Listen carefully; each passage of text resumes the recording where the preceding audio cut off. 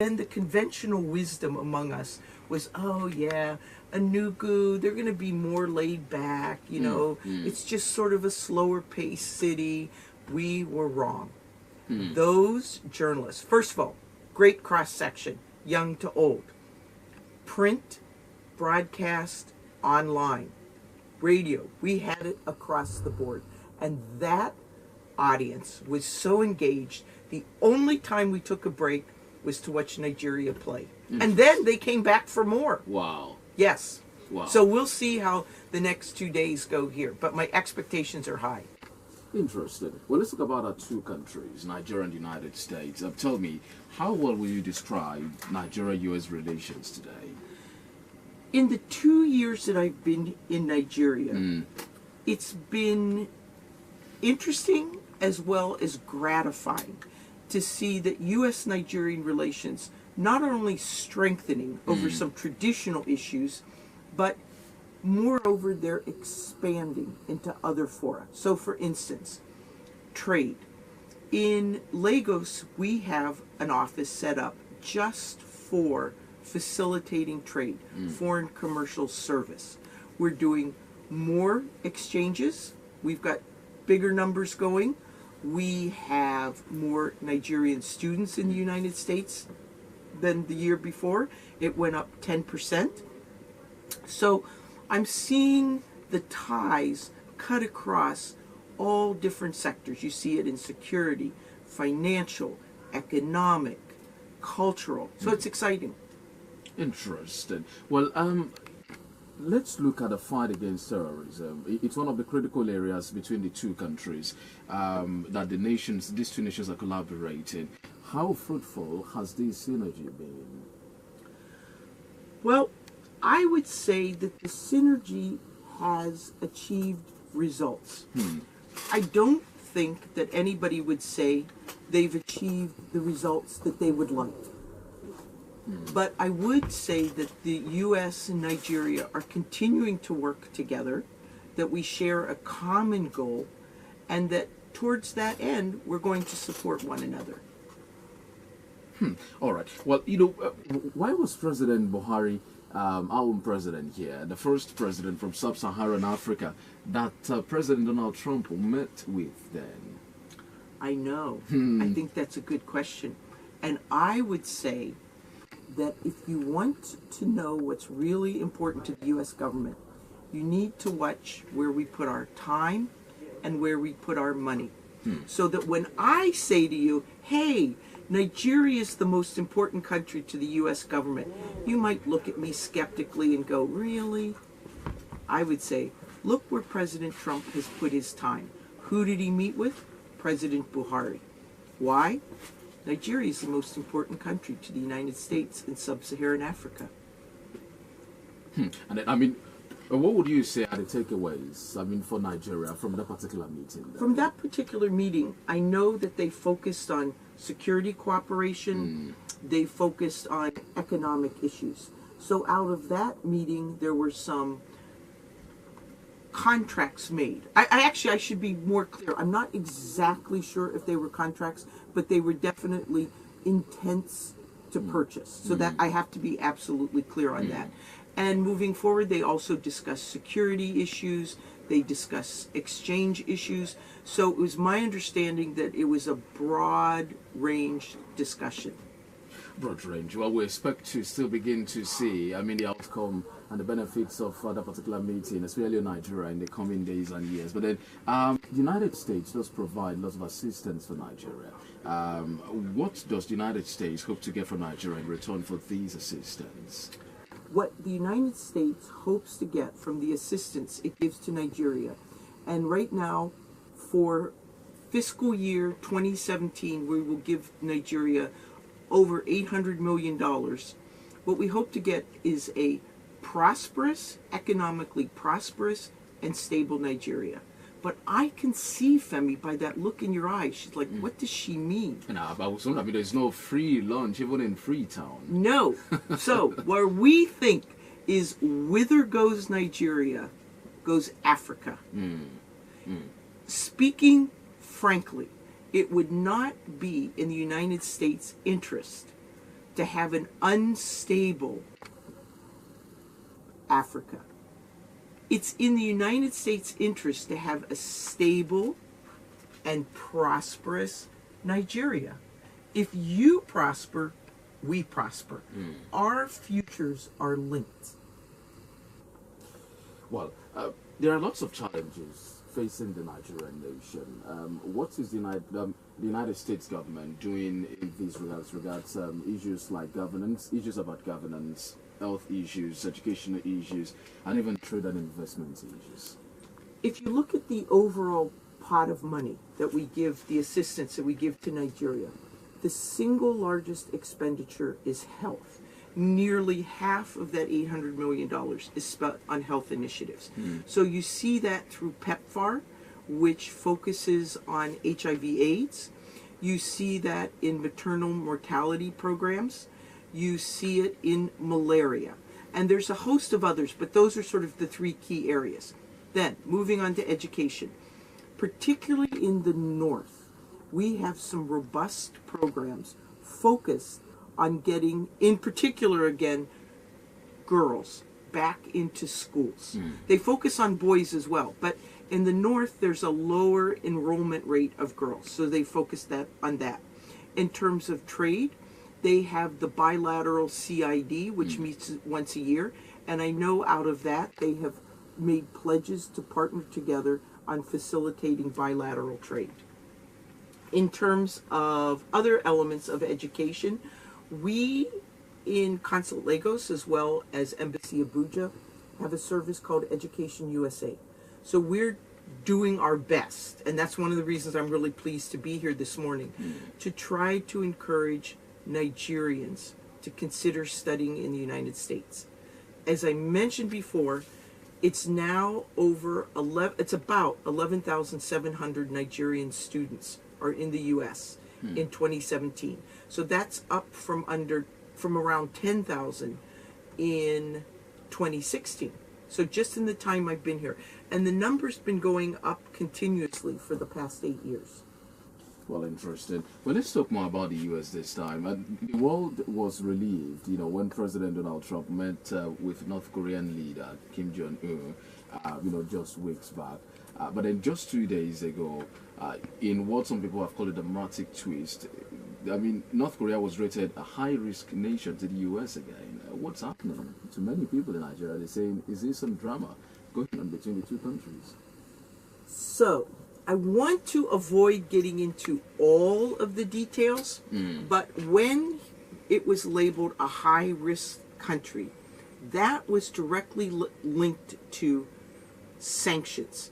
And so within Congress, to our law, we will place sanctions on certain countries, and they have to meet different criteria.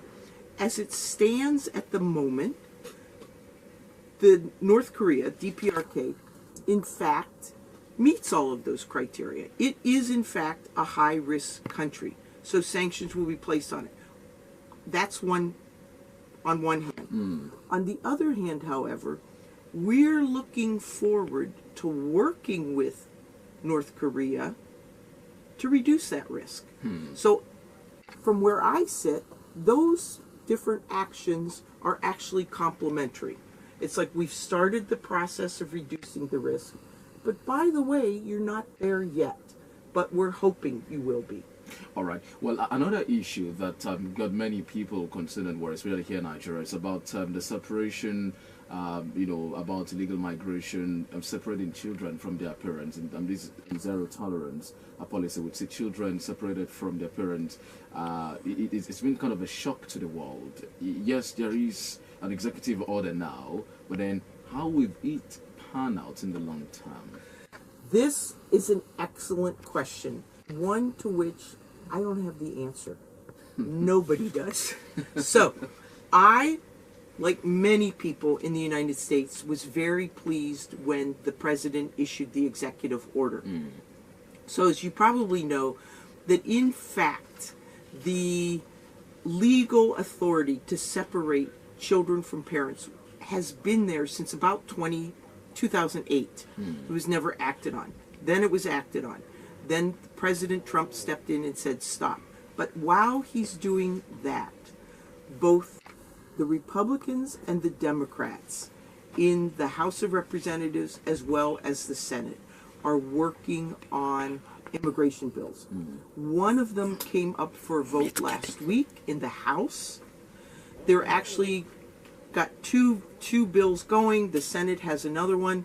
So I have to, again, I just have to be frank and say, we don't know.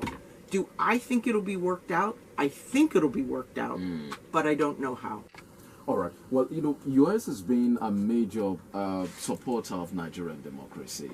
Next year is 2019, a major election coming up here in Nigeria. Even here in Osun State, we have an election coming up this September. What's the U.S. policy concerning these elections, really the general elections?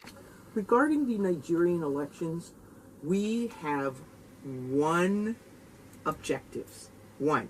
Just one. I hope everybody's listening. That is just for free, fair, credible, and emphasize underscore non-violent elections. That's it. We're looking more at the process as opposed to the person. The person, up to Nigerians. The process, free, fair, credible, transparent, non-violent elections. If you get all of those things right, the person, that's up to Nigerians. Is that the same, objective towards the election here in Osun State? Yes. Yes. We don't, I'm trying to make sure this is accurate, so I'm sort of flipping through my head. Okay, so as you mentioned, I've worked in China, I worked in Indonesia, I worked in Afghanistan, and in all of those places where I've worked, we focus on the process. How do these people get selected? So for instance, this is one of the reasons we're doing this training here for journalists. We want to make sure that the journalists contribute to a free, fair, credible, and nonviolent election. I'll give you an example. Hate speech. I think it would be accurate to say that many people recognize that within some of the reporting that's done on elections, there is consciously or unconsciously inflammatory language. So one of the topics of the modules of this is to make people aware of the language they use. Is it in fact accurate? Is it designed primarily to elicit an emotional response? Why are you using that word rather than this word? So it's those kinds of things. So we're looking at the process. Interesting. Well, aside the training for these journalists you're doing, right, what are the practical ways are you, intervening as regards to have a proper process towards a free, credible, and fair election? Another thing that we've done is that at the invitation of INEC, along with other foreign governments, is that we have also played the role of observers. And we look forward to doing that again in the upcoming election. All right. Well, let's look at what many people have this desire. Many Nigerians want to study abroad, especially in the United States. They want to live in the United States. But then a lot of Nigerians still believe that the process is too difficult, and it seems that the United States government is not interested in giving visas. How do you correct that impression? So, okay, for all of you who aren't driving, please write this down. educationusa.state.gov. educationusa.state.gov. That is the single best source about studying in the United States. But just want to say, one, our colleges and universities are actively looking for students from sub-Saharan Africa. In particular, they're looking for students from Nigeria, Ghana, Kenya, and South Africa. Why? Two reasons. One, those students have the language skills. They speak English. But two, and more importantly, those students have traditionally done well and American colleges and universities. So, being the somewhat skeptical journalist you are, I see you going, He's smiling, everybody, like, yeah. Okay, why? Why do we want these African students? Because we don't have enough. There is a dearth of African voices on our college campuses. Of all of sub-Saharan Africa, Nigeria sends the most students to the United States. That's only a little bit, as I mentioned, over 11,000. Nigeria ranks number 12. As one of the most populous countries in the world, I think Nigeria should rank higher. Okay, moving on up. So, we realize that when some African people complain about the fact that the United States doesn't know much about Africa, absolutely true. Absolutely true. How are we going to learn about Africa? We're going to learn about Africa from you. Nobody does a better job of educating people about Nigeria than a Nigerian. If I'm sitting in a college campus, I'm going to meet you, Femi, for the first time. I never met a Nigerian in my life. We're in Nebraska. For the rest of my life, I'm going to be saying, remember that guy? Remember that guy? He was from Nigeria. So for me, Nigerians going to the United States, again, it's a win-win. It's a win for America because they're going to get to meet you. They're going to learn about Nigeria. They're going to get to hear your ideas. And you, in turn, are going to be sitting with Americans, people from all across the world. And when you come back to Nigeria, you're going to have a wealth of new ideas, new knowledge, new expertise to share. Well, aside these, is there any opportunity for scholarship? There is. Okay, so before I came here, I did some research. And I found out, for instance, the most generous American universities are, in fact, our most prestigious. Just to put that out there. You get accepted in Harvard, which has a tuition of about $72,000. Guess what? They're going to cover it all. So our most generous universities are also our most expensive. That's one fact. Another fact. Approximately a little more than 50% of all the international students in the United States get scholarships from our colleges and universities. I have to say, forget getting money from the U.S. government. We have some money, we do some scholarships, but the amount of money that we award international students compared to the amount of money that our colleges and universities give is a drop in the bucket. So think about it. You decide you're going to go to the United States to study journalism. As a graduate student, it's highly likely, more likely yes than no, you're going to get a scholarship. Now, if you go as an undergraduate, it's a little bit of a different story. And for undergraduates, I would encourage them to specifically focus on science, technology, engineering, and mathematics. If you're in one of the STEM fields, that increases the likelihood you're going to get a scholarship. So back to your question, are there scholarships? There are scholarships. All right. Well, we'll take a short break now for a commercial message.